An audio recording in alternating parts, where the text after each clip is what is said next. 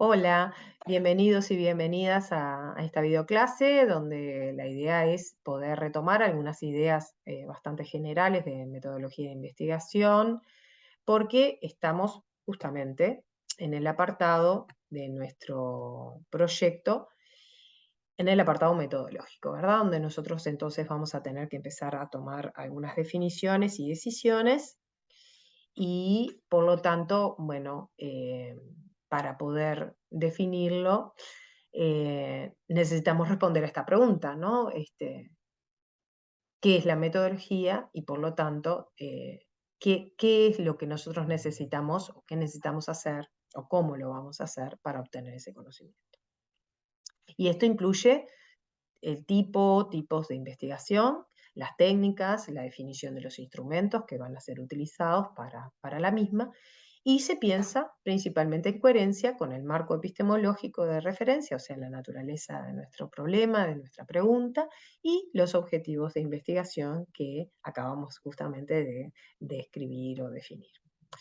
¿Qué componentes o elementos están integrados dentro justamente del apartado metodológico? Bueno, la descripción, explicitación del diseño de investigación, los participantes y el contexto de estudio, las técnicas y los instrumentos de investigación, el análisis de los datos recogidos y la consideración de los aspectos éticos.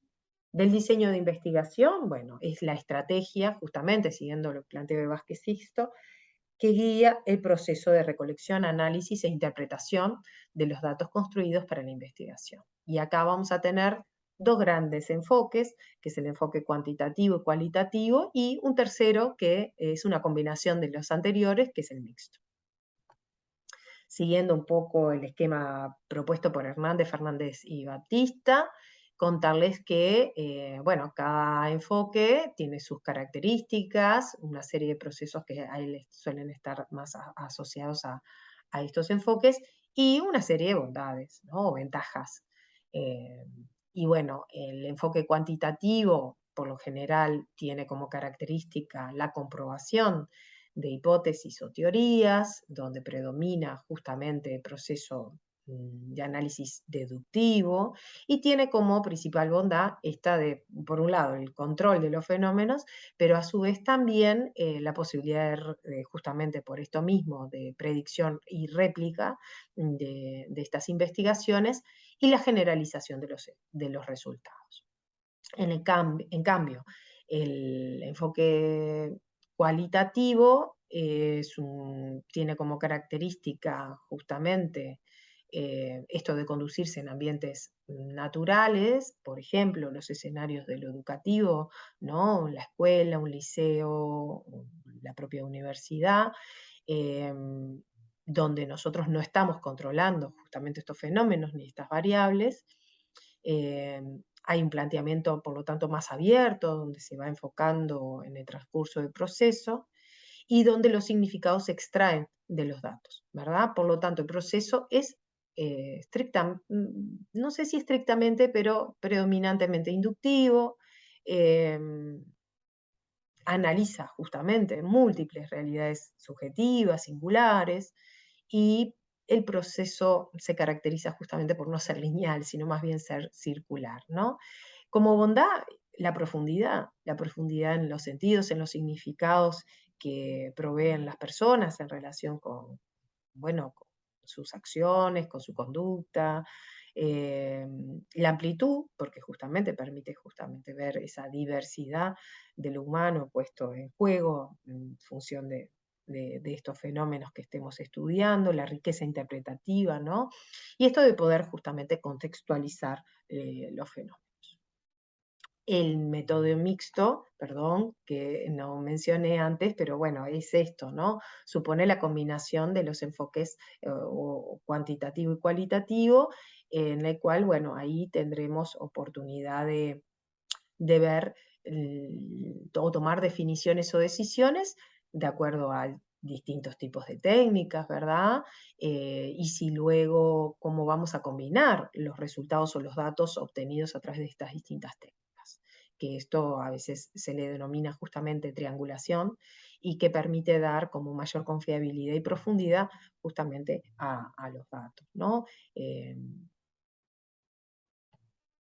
Del proceso cuantitativo, esto que muestra esta gráfica, ¿no? También tomada de Hernández Fernández y Batista, acerca de esta secuencia de fases, donde partimos de esta idea, el planteamiento del problema, la revisión de la literatura, la construcción de un marco teórico, bueno, la elaboración de hipótesis, la definición de variables, etcétera, ¿no? La definición de una muestra, de la selección muestral, ¿verdad? Cómo luego recogemos esos datos y cómo eso luego se analiza. En cambio, el proceso cualitativo tiene como esta característica, que si bien parte, ¿no?, de la literatura existente, de un marco de referencia teórico, bueno, para tanto, ¿no?, el planteamiento del problema, esta fase inicial de construcción de antecedentes, para la concepción justamente del diseño de estudio, la definición también, a veces puede implicar muestras o selección de los participantes o el acceso, por ejemplo, a estos participantes. Es un proceso, como ustedes bien pueden ver, circular, en la cual muchas veces no se parte de hipótesis, o estas hipótesis o supuestos son más bien provisorios y surgen del propio dato, de lo que nos vamos encontrando durante la recolección de los datos, ¿verdad? O bien del análisis. De la participación y del contexto de estudio. Bueno, acá lo que vamos a hacer es justamente describir a los participantes, ¿no?, a la población con lo que se va a trabajar, por ejemplo, la cantidad de participantes o de instituciones que participarían, cómo vamos a eh, seleccionarlas o cómo vamos a llegar a ellos o a ellas o a estas instituciones. Por qué la descripción justamente implica también la definición de por qué tomamos a estos sujetos, sus características, si van a ser relevantes, por ejemplo, una serie de variables como sexo, edad, contexto socioeconómico o no, u otros, ¿no? Y bueno, después la justificación del muestreo y sobre todo de tipo o tamaño de muestra, para el caso de los diseños cuantitativos o mixtos, siendo el caso, dependiendo del caso, en función de esto, ¿no?, de su representatividad, ¿verdad?, y del grado de generalización de nuestros resultados. Siguiendo el planteo de Arias, donde él hace una definición justamente de estas técnicas e instrumentos, pero bueno, en este cuadrito permite justamente ver esto, ¿no? Bueno, en el caso denomina diseño de investigación de campo, pues para el caso de diseños de investigaciones empíricas, que es predominantemente lo que hacemos en el campo de la psicología y la educación. Él habla de 3 tipos de técnicas, o plantea 3 tipos de técnicas, por supuesto que hay más, pero bueno, la observación, dependiendo, ¿no?, de si esta es estructurada o no. Nosotros agregaríamos además si el grado de participación, en el caso de diseños cualitativos, o no, también de participación del investigador, de la investigadora. Y allí vemos, ¿no?, bueno, qué instrumentos necesitamos entonces desarrollar, ¿no? En este caso, bueno, si vamos a hacer una lista de cotejo, ¿no?, una escala de estimación, si va a ser una observación de tipo no estructurada, ¿no? Y en este caso, bueno, más de corte etnográfica, vamos a llevar un diario de campo, vamos a tomar registro fotográfico, video de, de esos escenarios, ¿no?, de ese campo. Bueno, en el caso de una encuesta, si esta encuesta cómo se va a realizar, si va a ser en forma oral, ¿verdad?, o va a ser escrita, autoadministrada, por ejemplo, a través de un cuestionario, cómo es que esto se va a implementar, a través de qué medio, ¿no? Em, si va a ser una entrevista, si esta va a ser estructurada o no estructurada, ¿verdad? Si es estructurada, entonces vamos a tener una guía de entrevista con preguntas. ¿Qué cosas necesitamos o qué recursos necesitamos también tener para, para decir cómo vamos a grabar o cómo vamos a registrar esa entrevista, ¿verdad? En fin, todo este tipo de cosas necesitan ser detalladas y descritas y anticipadas. Del análisis de los datos, que es el siguiente ítem. Entonces, acá lo que se hace justamente es describir el procesamiento de datos. Si vamos a utilizar software, por ejemplo, específico, que ahora es muy común, ¿verdad? Que los métodos manuales más artesanales y analógicos dan paso a este ingreso al mundo también digital, ¿no? De la investigación, en el cual, bueno, utilizamos acá programas de análisis de datos, por ejemplo, para casos de la investigación cuantitativa. Tenemos un software que es bastante común, que es el denominado SPSS, o el Atlas-TIT también nos permite hacer algunos análisis de datos cuanti o cualitativos, ¿verdad? O tipo de análisis, por ejemplo, en el caso del SPSS, ¿no? Que nos permite comparar medias o hacer correlaciones u otro tipo de análisis estadísticos, graficarlos, en fin. En el caso, bueno, por ejemplo, del Atlas-T para hacer análisis de contenido, ¿verdad? O bien análisis también de discurso, porque nos permite justamente ir organizando frecuencias y anidando, digamos, distinto tipo de comentarios dentro, por ejemplo, si fuera el caso de las entrevistas, ¿no? A nuestros participantes, o otro tipo de datos, porque a veces también pueden ser videos.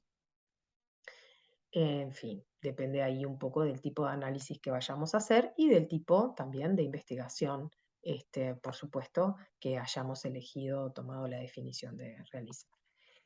Y de la consideración de los aspectos éticos. Bueno, acá este es un apartado que suele estar acá en el apartado metodológico, valga la redundancia, y que busca garantizar justamente los derechos de las personas y de las instituciones que participarían de nuestra investigación. Esto va escrito dentro del proyecto y en anexos se agregan justamente los consentimientos, el llamado documento consentimiento informado, junto con la hoja de información, que es el documento que por lo general se quedan nuestros participantes, ¿no? O bien lo que sería el asentimiento informado, ¿sí? Y en el caso de contar con menores de edad o poblaciones que estén bajo tutela, entonces en ese caso necesitamos un asentimiento informado. Para todo esto, los invitamos a que ustedes vayan para abrir, digamos, su conocimiento sobre estos aspectos y consideración de aspectos éticos. En la página de facultad, ustedes tienen en en la pestaña dedicada a la parte de investigación, una subpestaña, digamos, otra pestaña asociada que es del Comité de Ética en Investigación Científica, donde ustedes, bueno, van a encontrar una serie de documentos, como por ejemplo el decreto que regula la investigación científica con seres humanos en nuestro país, y otras normativas internacionales que regulan justamente la investigación con seres humanos. Bueno, creo que hasta allí comentarles los textos que están sugeridos para ampliar y en los que nos basamos para hacer esta videoclase, que es el texto de Arias, el texto de Vázquez Sisto y por supuesto el de Fernández y Sampieri, que bueno, y Baptista, perdón, que las invitamos a que revisiten o que lo vuelvan o lo vayan a buscar para ampliar la información que estamos compartiendo en esta videoclase y que seguramente será de utilidad para la redacción del apartado metodológico de vuestros proyectos de investigación. Bueno, esperemos que haya sido de utilidad y nos vemos pronto.